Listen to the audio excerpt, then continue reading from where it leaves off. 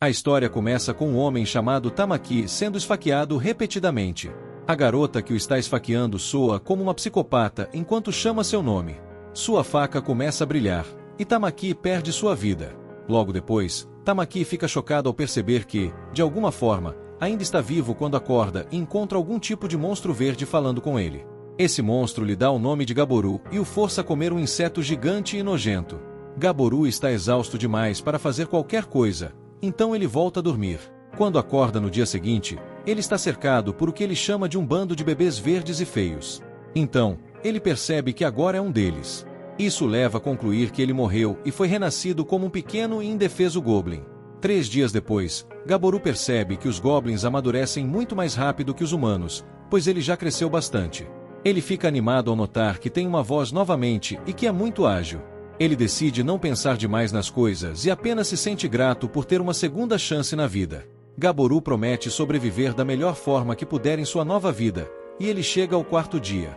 O homem que vinha alimentando os recém-nascidos informa a todos que aquela será a última refeição que ele oferecerá, e que, a partir de agora, terão que encontrar sua própria comida.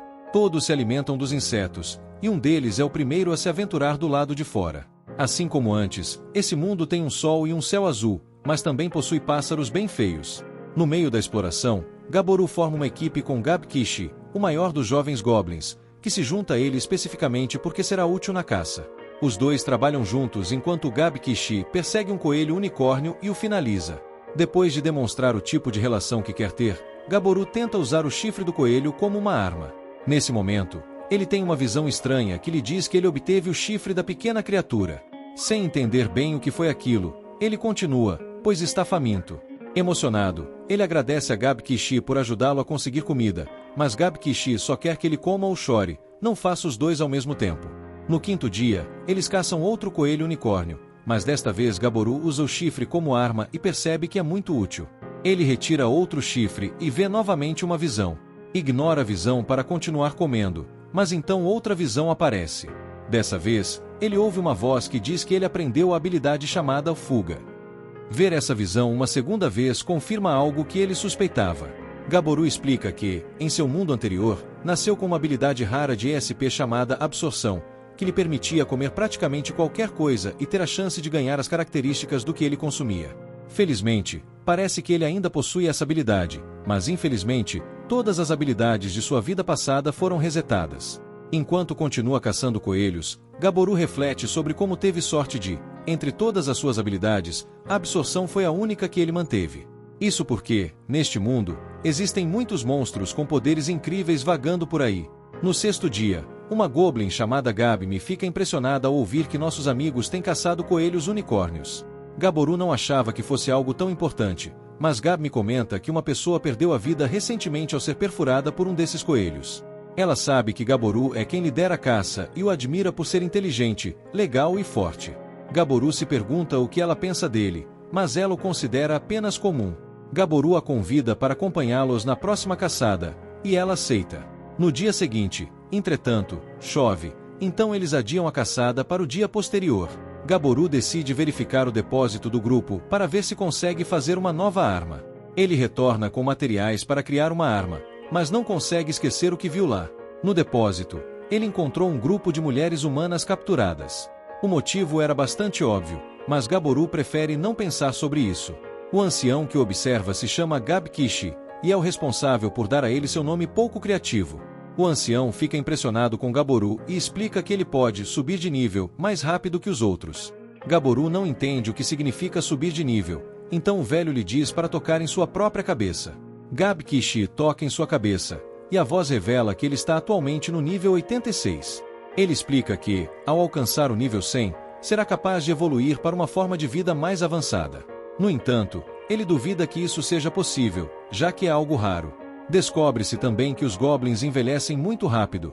Esse velho, na verdade, tem apenas 20 anos.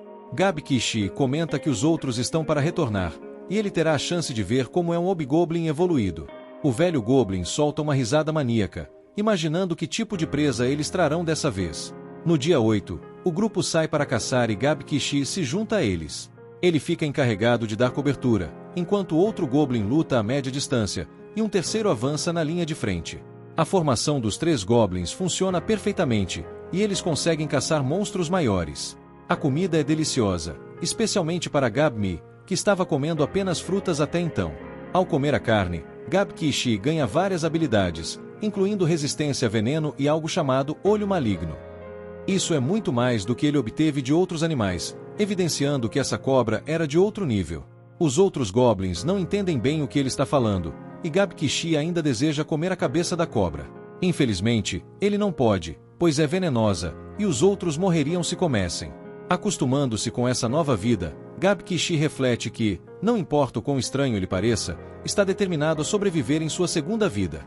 Nos dias 9 e 10, as caçadas continuam sem novidades, mas no dia 11 eles cometem o erro de tentar entrar em uma caverna. Apesar disso, a colaboração entre eles se destaca novamente quando Gab-Kishi os protege com o escudo e usa o Olho Maligno para atordoar os morcegos atacantes, permitindo que vençam a luta. Eles se banqueteiam com os morcegos, o que dá a Gab-Kishi uma habilidade de localização e algumas características dos morcegos. Durante a noite, enquanto Gab-Kishi dorme, alguns Goblins famintos tentam atacá-lo, mas ele sempre mantém sua habilidade de busca ativa, permitindo que perceba a aproximação dos inimigos. Ele vence todos os 6 Goblins atacantes, mas percebe que um deles ficou mais machucado do que o esperado, já que ele não ajustou o veneno corretamente na pressa. Ele planeja dar uma lição nos outros, mas Gab-Kishi fica ainda mais irritado e começa a sufocar um deles, até que Gab-Mi intervém para acalmá-lo. No dia 13, o grupo enfrenta um monstro muito maior. Gab-Kishi é jogado para trás, mas rapidamente se recupera e consegue desarmar o orc, quebrando uma de suas pernas. Ele então ordena que os outros observem enquanto ele finaliza o monstro. Ao devorar o orc, Gab-Kishi ganha a habilidade de falar a língua dos orcs, além de algo chamado detecção e análise. Ainda refletindo sobre o ataque dos outros Goblins, Gab-Kishi decide trazer de volta o resto da carne para que todos possam comer também.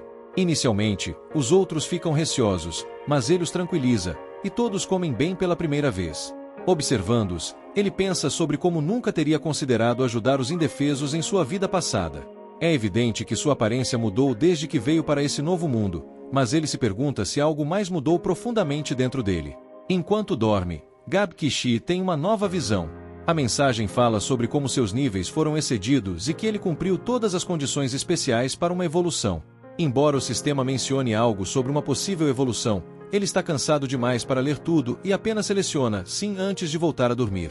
Uma última mensagem aparece, informando que ele recebeu a bênção do grande deus da ruína e origem. Na manhã seguinte, Gab-Kishi percebe que sua aparência agora lembra muito mais a de sua vida anterior. Ao olhar para Gab-Mi, nota que ela também evoluiu. Ela fica impressionada com a nova aparência dos dois, destacando que estão muito maiores e mais impressionantes. Gab-Kishi mal consegue acreditar que ambos evoluíram, especialmente considerando que ainda nem se passou um mês desde que nasceram. Ele quer testar sua nova força, então sugere que saiam para uma nova caçada.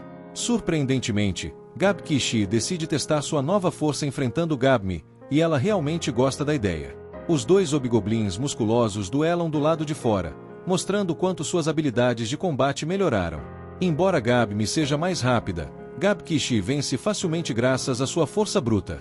Eles estão impressionados um com o outro, mas, de repente, Gab-Kishi sente que algo perigoso está se aproximando. Percebendo que Gab-Mi está escondida nas proximidades, ele a lembra da besta que construíram no dia anterior e pede para que ela traga.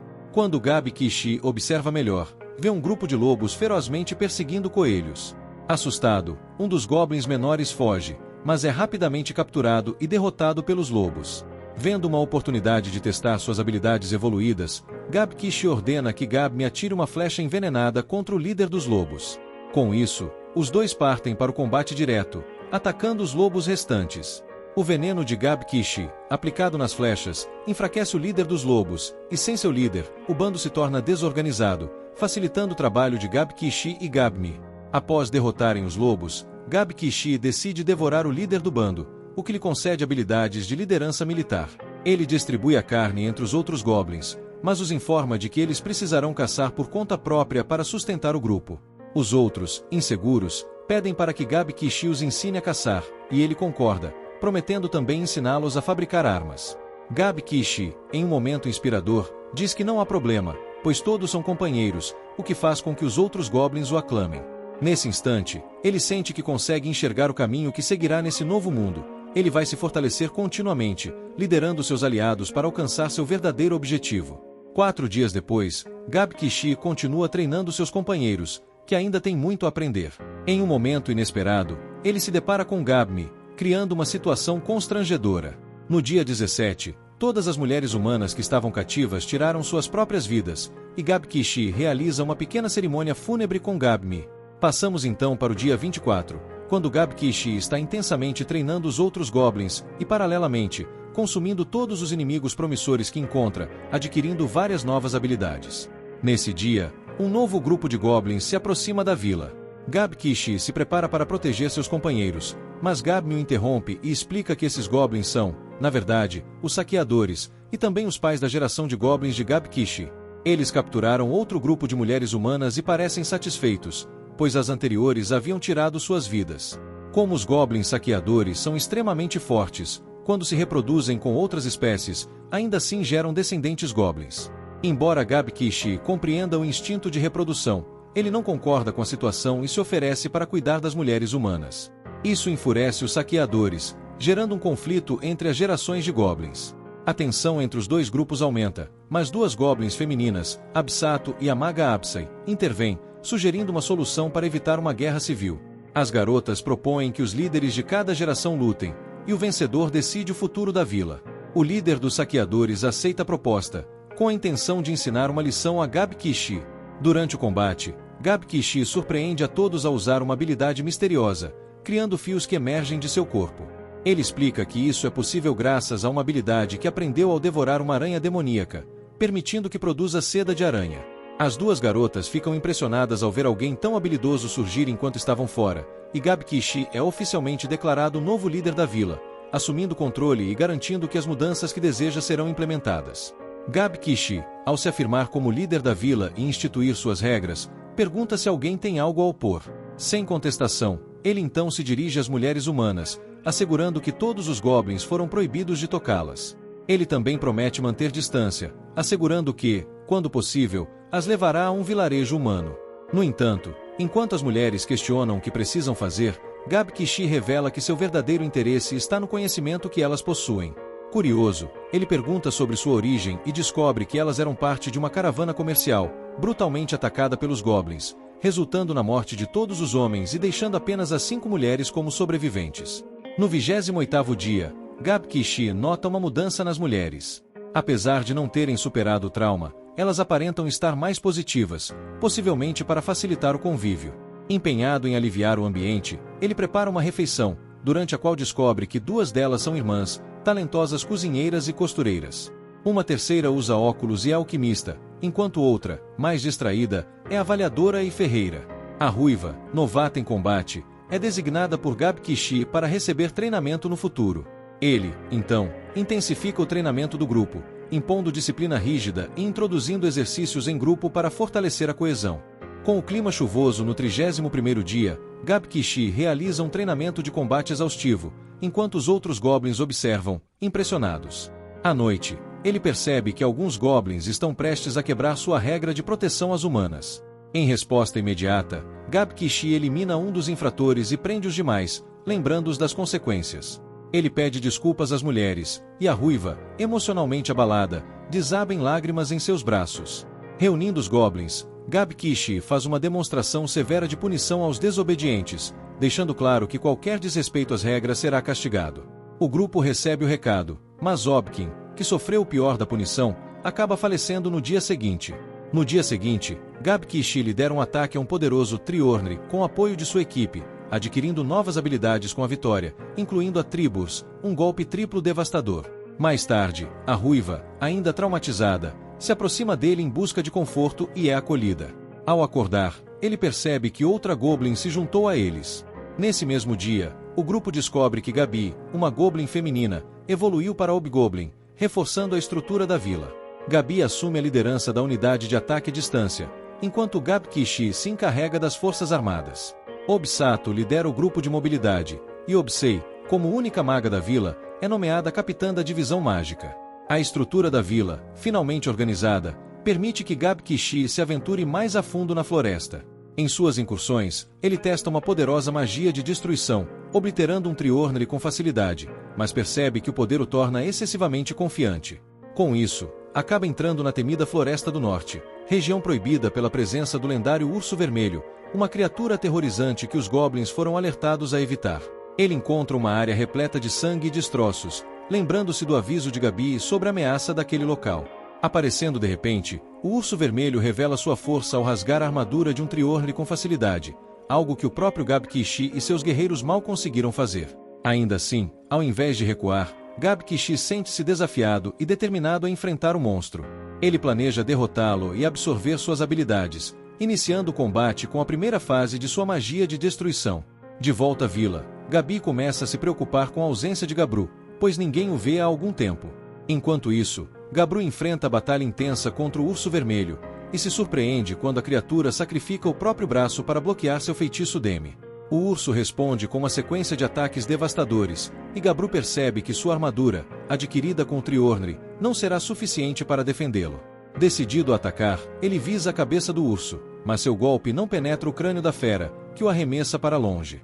Mesmo ferido, Gabru se recupera e tenta contê-lo com cordas, mas o urso se liberta e lança um poderoso ataque de fogo. Gabru observa, chocado, enquanto a floresta se incendeia. Esse ataque é um fenômeno desconhecido, pois em sua vida passada ele nunca ouviu falar de ursos que cuspissem fogo. Ele percebe que, para vencer, terá que arriscar-se ferir mais. Determinado, avança e, enquanto desvia do fogo, usa a própria chama do urso para atacar sua boca.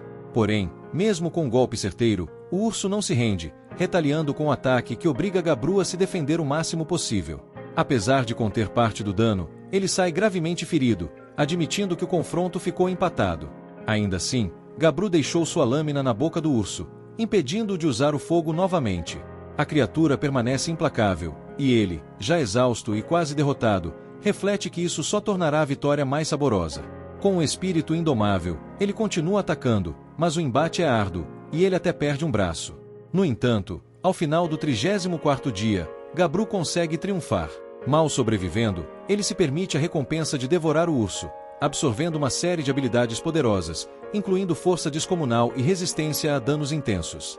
Após o combate, Gabru desmaia, e quando acorda percebe que suas capacidades físicas superaram os limites do seu nível atual, permitindo uma evolução rara para uma espécie de ogro. Ainda confuso, ele aceita a transformação sem ler todas as condições. No dia seguinte, enquanto continua a comer o urso, Gabru percebe que se transformou em um ogro. Ele retorna à vila, mas sua nova aparência gigante assusta os outros, que o confundem com um invasor.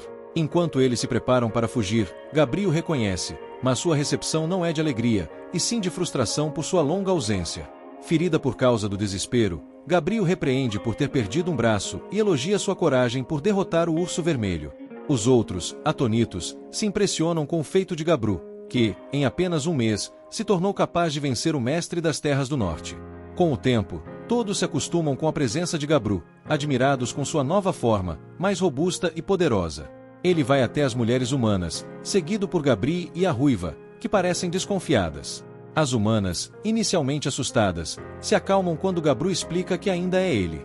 No entanto, Gabri demonstra irritação, beliscando a perna de Gabru. A ferreira fica decepcionada ao ver que ele quebrou o machado que ela fez, mas revela que produziu uma faca especial com uma pedra espiritual. Gabru elogia a criação, mas percebe que as outras mulheres começam a beliscá-lo com mais força. As gêmeas precisam de ajuda na cozinha, e ele designa alguns goblins para assisti-las, elogiando sua rápida adaptação à vila e brincando que elas seriam ótimas esposas. Satisfeito ao ver seus sorrisos, ele pergunta se gostariam de se casar com ele, recebendo risadas e um toque de diversão. Gabru percebe que Gabri e a Ruiva demonstram ciúmes, mas antes que possa comentar, ele encontra a alquimista, que revela ter produzido um veneno poderoso. Inicialmente, a alquimista produziu veneno para autodefesa, mas agora, com a presença de Gabru, um goblin em quem confia, ela percebe que o veneno se tornou desnecessário. Gabru a ergue e, encantado com seu sorriso, sente instantaneamente a tensão e o ciúme das outras garotas. Ele passou tanto tempo tentando animá-las que agora está exausto. No dia 36, Gabru percebe que não consegue mais treinar com os outros goblins. Sua força se tornou tão avassaladora que até os golpes mais leves deixam os goblins em estado crítico. Nem mesmo a armadura de Gabuishi suporta seus ataques, o que o obriga a curar um goblin gravemente ferido. Ele nota algo estranho no comportamento de Gabuishi, que diz estar bem, mas sai para caçar visivelmente abalado. Enquanto isso, Gabru observa que Absato e Gabi têm feito caçadas juntos, a mulher ruiva está treinando sozinha, e Gabi continua a minerar por pedras espirituais. Curiosamente, Gabru descobre que ainda pode usar seu braço perdido como se fosse feito de slime, graças ao fato de ter consumido um slime antes. Ele se questiona sobre a situação de Gabuishi, mas Absato comenta que depende do esforço que ele coloca em sua recuperação. Gabru e Absato discutem brevemente, com Gabru lamentando que Absato não devolva seu livro, e ele finalmente sente que tem um dia de descanso. No dia 37, Gabi encontra uma criatura em estado crítico e entra em pânico. Gabru tenta curá-la, mas, com a perda de sangue significativa, decide buscar ajuda da alquimista para um remédio que estimule a produção de sangue. Com o tratamento, conseguem estabilizar a criatura, uma pequena carbúnculo chamada Latana. Ela revela que foi atacada por humanos, interessados em roubar o valioso cristal em sua testa, avaliado em 1 bilhão de ouros. Latana pede que Gabru e seu grupo a ajudem a se livrar dos humanos, explicando que pertence à linhagem do lendário Mago Velve, que criou as carbúnculos para proteger seu tesouro secreto. A criatura conta que seu mestre desprezava humanos e preferia que os goblins tomassem seu tesouro. Gabru aceita a missão e, antes de partir, a ferreira entrega a ele uma nova adaga. Ele tranquiliza as garotas, garantindo que não pretende eliminar os humanos diretamente, mas avisa que, se necessário, usará força para expulsá-los. Entrando na passagem secreta feita por Gabi, eles seguem rumo à Sala do Tesouro. Lá, Gabru encontra os aventureiros que buscam o mesmo local. Tentando resolver a situação de forma pacífica, ele os aborda e explica que aquele espaço é uma propriedade protegida e que sua invasão constitui roubo e assassinato. No entanto, os humanos não demonstram remorso, ridicularizando a ideia de um ogro falar inglês. Os aventureiros atacam Gabru, mas ele desvia facilmente e, mais uma vez, pede para que deixem o local. Ignorando o aviso, eles continuam a batalha, e Gabru observa que o grupo depende demais de itens mágicos para elevar suas habilidades. Ele percebe que a técnica de combate deles é fraca, apesar dos itens de alto nível. Um dos magos até celebra achando que acertou um golpe fatal, mas se surpreende ao ver que Gabru está apenas irritado. Os humanos finalmente percebem o quão perigosamente forte Gabru é, ao ver que nem a magia de nível 3 foi capaz de feri-lo. Chega o momento de acabar com a paciência de Gabru. Ele declara que a fase amigável terminou e sinaliza para que seus aliados ataquem. Gabru saca sua lâmina e diz aos humanos para se arrependerem de não terem partido quando ele lhes deu a chance. Em outras palavras, Gabru revela que eles eliminaram os aventureiros e os comeram. Isso concede a Gabru uma série de habilidades, incluindo assassino, mago supremo e encantador. No entanto, isso não é tudo, pois havia alguns aventureiros de nível bastante alto entre eles e eles possuíam um loot muito bom. Há um anel raro e uma bolsa de armazenamento de itens cheia de várias coisas, então Gabru também come isso. Entre outras coisas, isso permite que Gabru convoque uma caixa de itens cheia que pode armazenar uma quantidade incrível de itens. Em seguida, eles vão até a Sala do Tesouro, onde Latana os agradece. Ela explica que seu mestre, Velvet, é ótimo com espíritos, e por isso uma tonelada de pedras espirituais pode ser extraída ali. Ela deseja boa saúde a Gabru enquanto se despedem e ela desaparece. É um momento bem triste, então Gabru simplesmente come a gema que ela deixou em sua cabeça. O esperto Gabeshi se pergunta se Gabi está bem e ela diz que está. Eles têm um momento de silêncio por Latana e, em seguida, Gabru decide que eles levarão todo o tesouro e o dividirão entre si. Gabru se maravilha com sua caixa de itens, pois ainda tem muito espaço, mesmo depois de colocar todo o tesouro nela. Gabru não gosta da ideia de simplesmente deixar o corpo de Velvet ali, então ele o crema. Surpreendentemente, isso deixa algum tipo de manopla. Gabru a experimenta e fica chocado quando essa coisa se prende a ele e se torna seu novo braço. Os outros ficam impressionados ao vê-la e Gabru mostra o que ela pode fazer, pois se sente exatamente como seu próprio braço. Ao saírem, Gabru decide fazer uma festa para comemorar a missão bem-sucedida. No dia 38, Gabru elogia todo o loot que conseguiram com o ferreiro e descobre que tudo é incrivelmente raro e poderoso. No dia 39, Gabru explica que deu aos 10 hobgoblins de seu grupo alguns itens mágicos. Quanto a si mesmo, Gabru escolheu a lança vermelha. Isso, junto com outros 2 itens que escolheu, significa que agora ele possui 3 artefatos de classe lendária. A classe lendária é segunda apenas à classe fantasma em classificação de itens, e disse que o portador pode governar países inteiros com apenas um deles. Mais tarde, naquele dia, eles vão caçar ingredientes para uma sopa e Gabru fica feliz ao ver o quão fortes todos estão ficando. No dia 40, Gabru decide realizar um torneio para ver quem seria o líder dos Hobgoblins, não incluindo ele mesmo. Ele também estabeleceu um grupo de mercenários. No dia 41, Gabru vai em busca de monstros que nunca viu antes. O primeiro que ele encontra é uma aranha dourada que solta alguns itens que parecem valiosos. Usá-los permite que ele agora faça cordas de ouro, que ele tem certeza de que poderá transformar em acessórios. O próximo animal foi um cervo vermelho, mas comer apenas um deles não lhe deu nenhuma habilidade.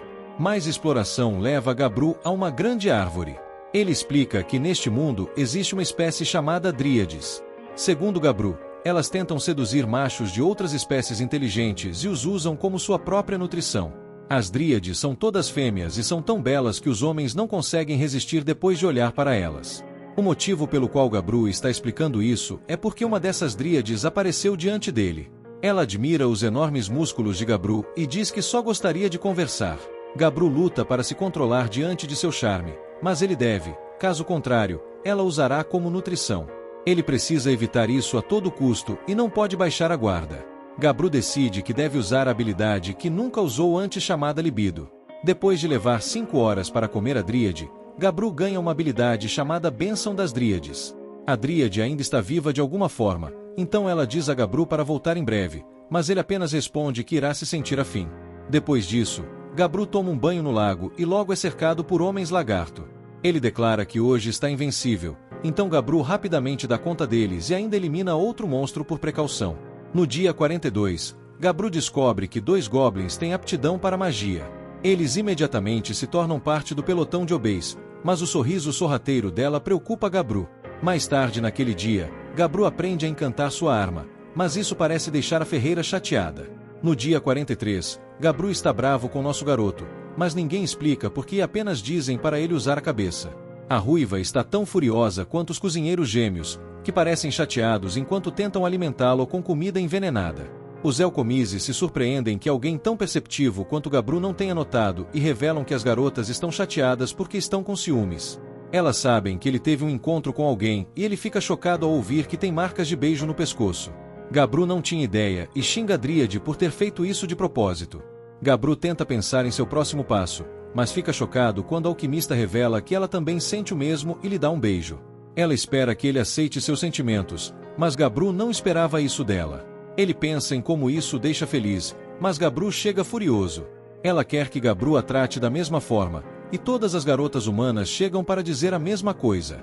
Do lado de fora da sala, Gabi explica que Gabru a isolou para que eles possam cuidar de alguns assuntos e Gabru ganha muitas habilidades novas. Mais tarde, Gabru percebe que alguém está se aproximando e descobre que é um grupo de elfos nobres. Humanos estão prestes a atacá-los para pegar seu tesouro, então eles vieram pedir a ajuda dos Goblins. Este elfo tem uma atitude ruim, mas eles estão oferecendo a eles meses inteiros de comida para sua aldeia. Gabi acha que é uma boa oferta, mas Gabru surpreendentemente recusa. Ele não se importa com a situação, só quer que sejam mais sinceros ao pedir ajuda. O elfo se prepara para atacar Gabru, mas Gabru infunde medo em suas almas com um olhar aterrorizante. Gabru então o avisa para dizer aos seus arqueiros escondidos que baixem suas flechas. Eles tentam atirar nele, mas não têm chance de ferir Gabru. O elfo ordena que eles parem de atacar, e Gabru explica que está rejeitando a oferta porque simplesmente não está de bom humor. No entanto, os goblins também vivem nesta floresta. Se os humanos forem causar problemas, então ele não se opõe a se unir a eles. Gabru então impressiona todos a usar sua arma lendária para ameaçar todos os elfos ao mesmo tempo. Gabru não entende completamente como funciona, mas se ele perfura algo com ela, consegue produzir uma quantidade ilimitada de lanças que podem se estender até 100 metros. Os elfos fogem aterrorizados, então Gabru espera não vê-los novamente por um tempo. No dia 45, Gabru caça 20 slimes cinzas. Comer seus núcleos lhe concede uma série de habilidades, incluindo regeneração fluida e replicação automática. Gabru testa a replicação automática e descobre que pode criar uma versão minúscula de si mesmo a partir de seu sangue. Ele pode até ver a si mesmo a partir dessa coisa, o que significa que eles têm sentidos linkados. Isso dá a Gabru uma ideia brilhante. No dia 46, ele faz com que as garotas confeccionem algumas roupas com seu sangue no forro. Assim, as roupas podem servir como transmissores caso eles estejam em perigo. No dia 47, um dos muitos espiões de Gabru descobre que os elfos não aprenderam a lição, pois voltaram. Desta vez, Gabru apenas solta um rugido alto de dentro da caverna e os elfos ficam aterrorizados, incapazes de se mover. Gabru não diz uma palavra quando emerge e simplesmente os captura. O líder elfo explica que a falta de respeito de Gabru feriu seu orgulho, e isso rendeu a Gabru mais de uma morte. No entanto, os outros elfos se desculpam por não conseguir parar seu chefe. Gabru tomou uma decisão, mas é uma decisão severa. O chefe deles já pode ser considerado morto, mas o resto terá uma chance de sobreviver.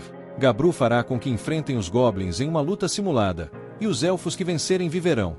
A escolha de Gabru é justa, pois ele declara que, se eles querem sobreviver, terão que lutar com tudo que têm.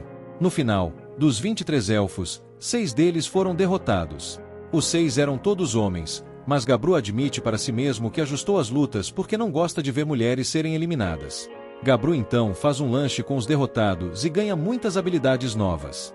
Gabru então revela aos sobreviventes que agora são prisioneiros. Eles achavam que seriam libertados, mas Gabru lembra que ainda tentaram eliminar os goblins. Gab-Buji acha que os prisioneiros elfos serão muito divertidos, mas Gabru lembra que existem regras contra tocar prisioneiros. Gab-Buji promete ouvir seu líder, mas ainda implora, pois está desesperado. Gabru então vai aplicar a punição final ao líder da unidade élfica. No dia 48, vemos que Gab-Buji atinge o nível 100. No dia 49, todos ficam impressionados ao ver que Gab-Buji evoluiu para uma variante especial. Sua cor vermelho escuro é o resultado de uma bênção do semideus das chamas e sua pele de coração de ferro é uma bênção do semideus da guerra. Gab-Buji explica que Gabru não teve alguém com quem lutar desde que se tornou um ogro e que Gab-Buji estava preocupado por nunca conseguir alcançá-lo. No entanto, Gab-Buji é diferente agora, então eles se enfrentam do lado de fora. Gabru ainda domina a luta, mas Gab-Buji consegue surpreendentemente se segurar. Gabru eventualmente vence a luta, mas a batalha provou para ele que Gab-Buji realmente é seu rival. Naquela noite, Gabru estava exausto e encontrou uma figura estranha. Essa coisa se desculpa por algum motivo e dá a Gabru um presente, pois é o mínimo que pode fazer. Gabru acorda, mas não tem ideia do que aconteceu. No dia 51, Gabru se pergunta se Gab-Buji inspirou os outros, pois agora eles têm 4 novos hobgoblins. Um deles é até adequado para ser um mago e outro será um clérigo. O nome do clérigo é Gabji, e ele promete curar o maior número possível de pessoas. Hobbes também evoluiu, se tornando um membro da família Lorde, sendo um meio-lorde de feitiço. Os lords geralmente não têm marcas como a que está em seus braços, e Gabru nota que elas se parecem com as que estão em seu corpo. Hobbes está transbordando de mana, então ela quer testar sua força do lado de fora. Ela demonstra seu imenso poder com um ataque de fogo incrível e explica que pode fazer mais 20 desses ataques, no mínimo.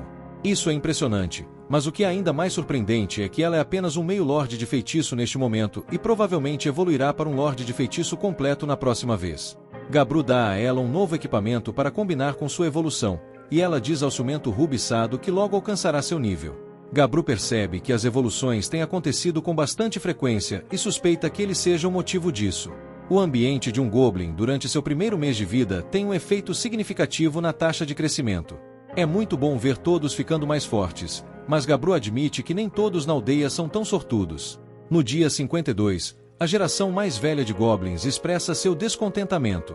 Eles têm se esforçado para se manter, mas estão sendo deixados para trás por todos os goblins jovens.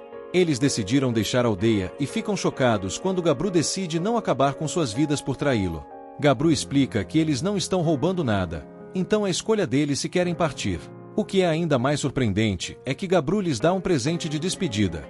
É uma faca mágica feita de mitril com uma lâmina incrivelmente afiada. No dia 53, Gabru encontra um humano que teve sua vida tirada por um orc. Não havia mais esperança para ele, mas depois que Gabru o come, descobre que ganhou uma habilidade muito interessante. Ele espera que usá-la bem seja uma forma de honrar o cara. Essa habilidade é chamada de Domador de Monstros. Naquela noite, Gabru está mais feliz do que nunca quando o alquimista revela que conseguiu fazer bebida. No dia 54, Gabru anuncia que a geração anterior de goblins deixou a aldeia e oferece a todos a chance de se juntarem a eles. Ninguém mais quer sair, então eles fazem um brinde. No dia 55, Gabru trabalhou na produção de brincos com seu sangue neles, para que possam servir como dispositivos de comunicação. No dia 56, Gabru descobriu que eles funcionavam perfeitamente, então fez o suficiente para todos. No dia 57, Gabru derrubou um Triorne e testou sua habilidade de domador de monstros que obteve do humano. Funcionou perfeitamente e o Triornri se tornou seu primeiro familiar. No dia 58, descobrimos que Gabru agora também tem um familiar urso cinza. A cabeça de uma matilha de lobos negros se tornou seu animal de estimação e ele fez uma guarda para as mulheres humanas. No dia 59, Gabru experimentou um choque incrível. A garota de cabelo vermelho, que era muito fraca no início, cresceu e se tornou uma poderosa guerreira. Enquanto eles estão comendo, Gabru fica surpreso quando ela descobre que acaba de ganhar um novo trabalho. Momentos depois, ela exibe sua nova destreza na caça e Gabru explica que seu novo trabalho é soldado das sombras. Agora ela precisa periodicamente comer monstros ou morrerá. No entanto, isso resulta em um crescimento impressionante. Mais tarde, Gabru é informado de que humanos têm atacado os goblins que vagam pela floresta, então ele percebe que está quase na hora da guerra entre eles e os humanos. No dia 60, Gabru sente que os goblins estão sendo perseguidos por algo que ele não consegue nem detectar com sua habilidade de busca. Quando os goblins chegam à caverna, descobrem que os perseguidores são esqueletos animados magicamente. Os arqueiros de Gabi tentam abatê-los, mas suas flechas não fazem nada. Há uma quantidade incrível de esqueletos, então Gabkekei teme que as coisas vão ficar realmente ruins. A habilidade de busca de Gabru permite que ele veja um grande sinal por trás de todos os esqueletos, que provavelmente é a única coisa criando-os. Os outros tentam combater os esqueletos, e quando um absato ataca, Gabru percebe algo. Cortar os esqueletos não funciona, mas esmagá-los é incrivelmente eficaz. Todos colocam suas armas para baixo e começam a socar todos os oponentes. No entanto, ainda muitos deles, então Gabru decide que terá que pôr um fim à batalha. Ele começa uma contagem regressiva em sua cabeça, enquanto avança pela armada de esqueletos. Ele termina 3 segundos antes do esperado, mas consegue esmagar o monstro que estava criando todos os esqueletos. Comer essa criatura lhe concede a habilidade de invocar mortos-vivos inferiores e a materialização de equipamentos de alto nível, entre outras coisas. Depois disso, os kobolds se desculpam pelo erro. Eles acidentalmente escavaram um tesouro de velvete, que os goblins haviam feito anteriormente, e despertaram seu guardião, o esqueleto maior. Em uma última tentativa de sobreviver, correram para a caverna de Gabru, que se tornou conhecido como um aterrorizante ogro negro. Esses kobolds agora chamam Gabru de seu senhor, mas Gabru observa que ele já eliminou muitos de sua espécie. Eles são incrivelmente gratos por ele tê-lo salvado e entendem que a lei natural é a forte devorando o fraco. Eles devem suas vidas a ele, então declaram que o que acontecer com eles daqui para frente depende totalmente de Gabru. Gabru compreende e faz com que suas feridas sejam tratadas por seu clérigo. Gabru então observa todos em sua caverna. Ele não faz ideia de como isso aconteceu, mas reuniu um grupo bem interessante. No dia 61, Gabru sai para caçar com Gavishi e avista 12 soldados humanos armados. Eles o seguem e Gabru usa sua habilidade para escutar a conversa deles. Ele descobre que os humanos estão tentando sequestrar a filha do chefe elfo. Além disso, um dos elfos os informou sobre isso. A filha do chefe está voltando de um festival, então os humanos começam seu ataque. Eles eliminam vários de seus guardas e a capturam. Gabru se sentiria mal apenas deixando-a ser levada, então ele salva a garota e captura os humanos. No dia 62, ele aprende que o exército humano se moverá em 20 dias. Gabru come todos os 12 humanos e ganha uma tonelada de habilidades. Quando a elfa acorda, ela está aterrorizada por Gabru. Ele nota que ela tem asas, o que é incomum para elfos. Gabru tenta acalmá-la, mas ela entra em pânico, assumindo que ele fará coisas terríveis com ela.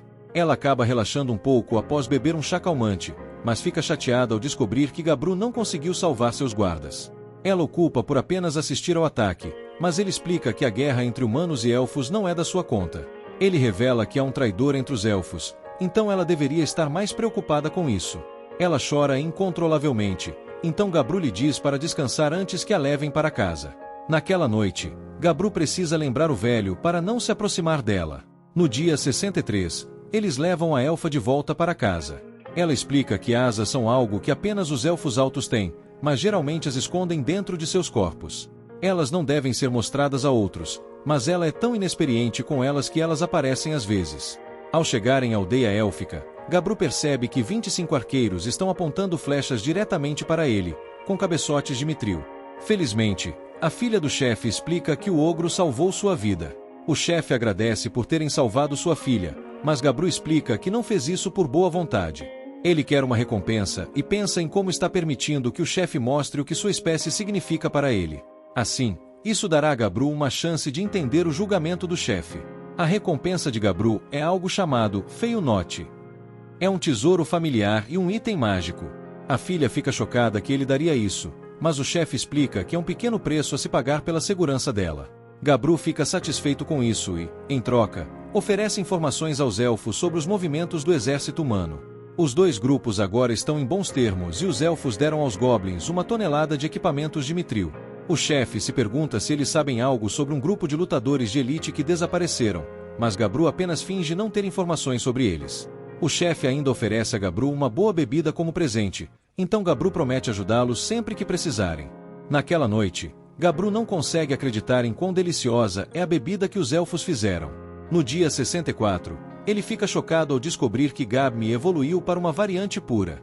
Além disso, eles ganharam 8 novos Hobgoblins. Gabmi agora possui novas habilidades, incluindo a capacidade de criar e manipular uma grande quantidade de gelo, concedida pelo deus do gelo. Sua habilidade dos olhos malignos permite que ela encante os inimigos, fazendo-os lutar entre si. Gabru parece reconhecer sua aparência, mas não tem certeza do porquê. Gabi também evoluiu, agora sendo uma meio-lorde da Terra. Os Lords da Terra têm a capacidade de manipular o solo, fortalecer seus corpos e usar magia relâmpago para detectar gemas. Quanto ao Bisato, ela evoluiu para uma meio-lorde sanguinário, capaz de controlar o sangue e transformá-lo em armas. Curiosamente, todos esses goblins evoluídos têm tatuagens que surgem em locais diferentes e afirmam que essas tatuagens lhes conferem poder. Gabru espera aprender mais sobre elas. Devido a todas essas evoluções, Gabi decide dar a todos novos nomes. Em seguida, observamos um gráfico que classifica as raças em termos de poder. Os ogros ocupam a 5ª posição, atrás dos pares puros e dos lords. Gabru sabe que os elfos se voltarão para eles em busca de ajuda quando a batalha contra os humanos começar. Determinado a ter o maior número de aliados possível, ele distribui brincos de comunicação para seus novos companheiros. As elfas capturadas se recusam a usar os brincos, pois é extremamente tabu para os elfos decorarem suas orelhas. No entanto, Gabru consegue convencê-las a mudar de ideia. Os ogros então têm seus novos aliados se juntando a eles durante o treinamento. Gabru utiliza sua habilidade de invocar mortos-vivos inferiores, convocando esqueletos para que possam fazer sparrings práticos. Ele faz algumas mudanças e convoca os esqueletos com armaduras. Quanto mais armadura um esqueleto possui, melhor é sua qualidade. Os elfos enfrentam dificuldades e perdem a maioria das lutas, mas Gabru fica satisfeito, pois o grupo está construindo confiança. No dia 65, Gabru aprende que, se usar menos mana, consegue criar esqueletos normais, zumbis e outros mortos-vivos. Ele se pergunta como seria o sabor deles, mas descobre que não consegue comê-los. Embora sejam bons para praticar e ganhar experiência, eles se purificam em segundos durante o dia, o que torna essa limitação um incômodo. Gabru agora tem mais de 100 membros em seu grupo. Os kobolds estão em uma posição baixa, então terão que trabalhar mais duro do que todos os outros.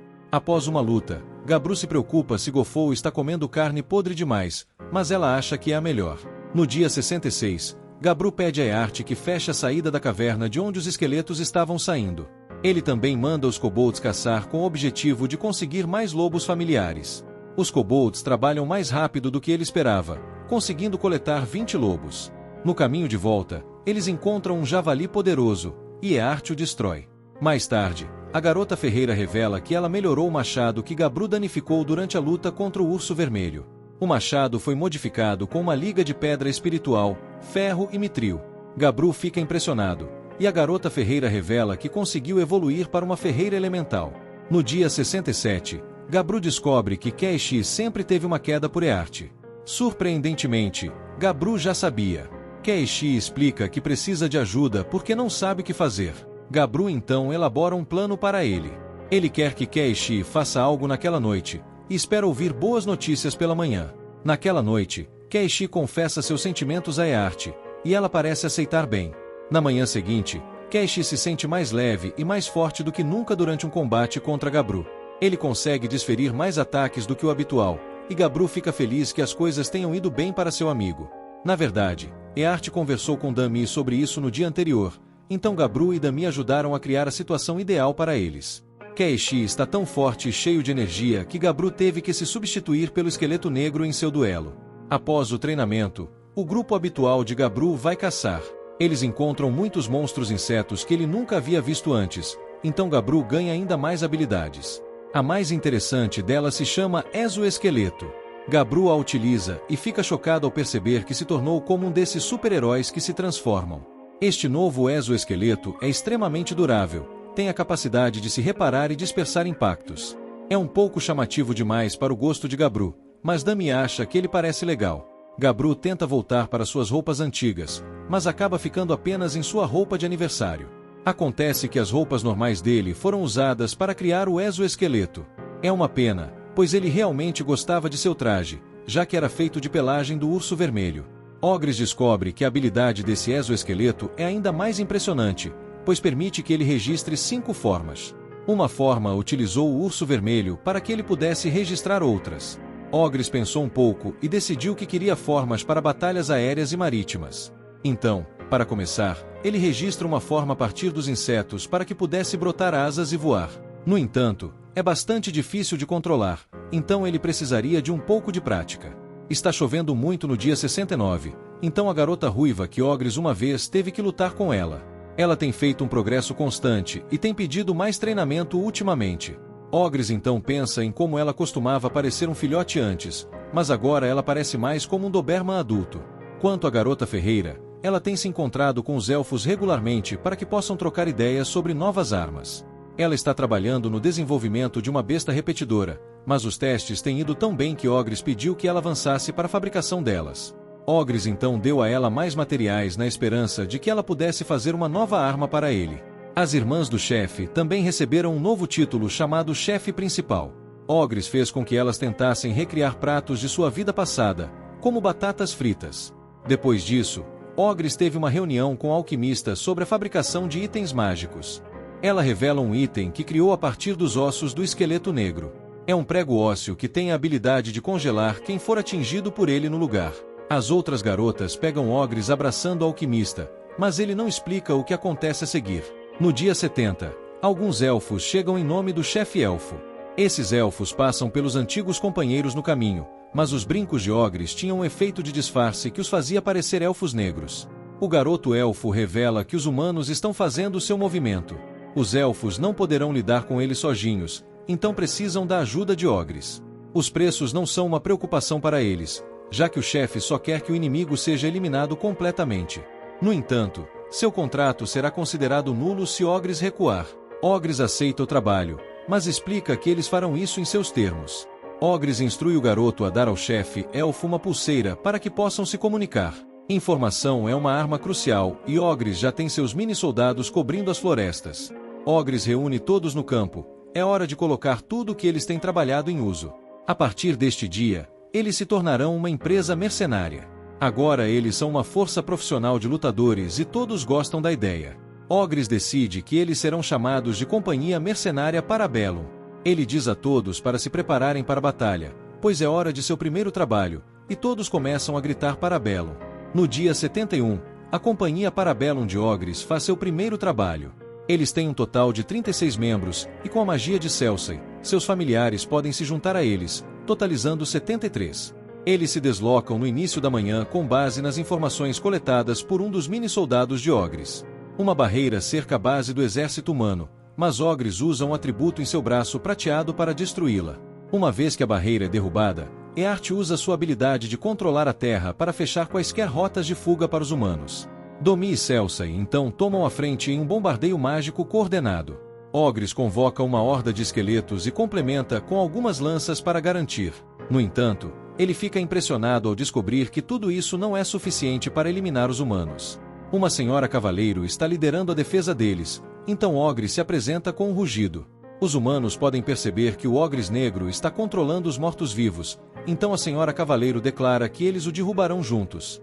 O mago humano inicia o ataque e Ogres fica impressionado com a velocidade que a senhora cavaleiro ganha. Ele elogia sua capacidade de avaliar a situação e elogia o homem que ela se cobre. Até mesmo sua estratégia de arrancar seu coração é uma boa. No entanto, não é boa o suficiente, pois Ogres simplesmente a empurra de volta. Ogres então anuncia que ele gosta do que está vendo, então todos eles podem viver como seus prisioneiros. A senhora cavaleiro se recusa a ouvir e só quer acabar com sua vida. Ogres a elogia, mas ela diz que se ele a quiser como prisioneira, terá que demonstrar sua força.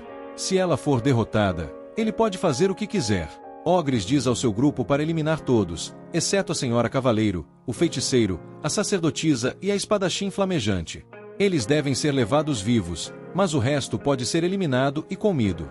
Ogres então explica para nós que o que aconteceu a seguir foi um massacre unilateral. Damis encanta os olhos malignos e causa uma briga entre um monte de soldados humanos por causa dela, e Ogres, claro, sobrepuja os outros. Bloodsado usou sua habilidade de transformar sangue em armas, e Eart seguiu com sua habilidade. No final, eles conseguiram derrotar o inimigo sem nenhuma perda. No entanto, a Senhora Cavaleiro conseguiu alcançar Ogres apenas uma vez. Seu ataque mal causou dano a ele, mas apenas o fato de conseguir alcançá-lo foi impressionante o suficiente. Nesse momento, o mago humano se prepara para um ataque e implora para que a Senhora Cavaleiro se afaste. Cersei consegue perceber que o ataque do mago é um feitiço de nível 5 e teme que Ogres não consiga suportá-lo. O que torna tudo ainda pior é que a Senhora Cavaleiro está se sacrificando para garantir que Ogres seja atingido pelo ataque mágico. O mago humano pede desculpas, pois não consegue mais conter o poder e o libera. No entanto, Ogres declara que ele também tem um contra-ataque, pois não pretende deixar a Senhora Cavaleiro morrer. A Senhora Cavaleiro então assiste, maravilhada, enquanto Ogres cria habilmente um escudo mágico. Cersei também está impressionada, pois esse escudo exigia que ele combinasse magia de destruição de terceiro nível, um escudo de vácuo de seu braço prateado e algumas outras habilidades. Ogres teve que usar bastante poder, mas conseguiu deter o ataque do feitiço dragão. É uma vitória completa para o grupo de Ogres, e ele declara que capturar tantos lutadores poderosos como prisioneiros é um grande feito. Ogres faz um banquete e ganha uma quantidade insana de habilidades. Depois disso, os elfos celebram a vitória. Mas é aqui que este vídeo termina. Continua no próximo vídeo da parte 2. Obrigado por assistir, não se esqueça de se inscrever no canal, deixar o seu like e ativar nossas notificações para mais vídeos. Até a próxima.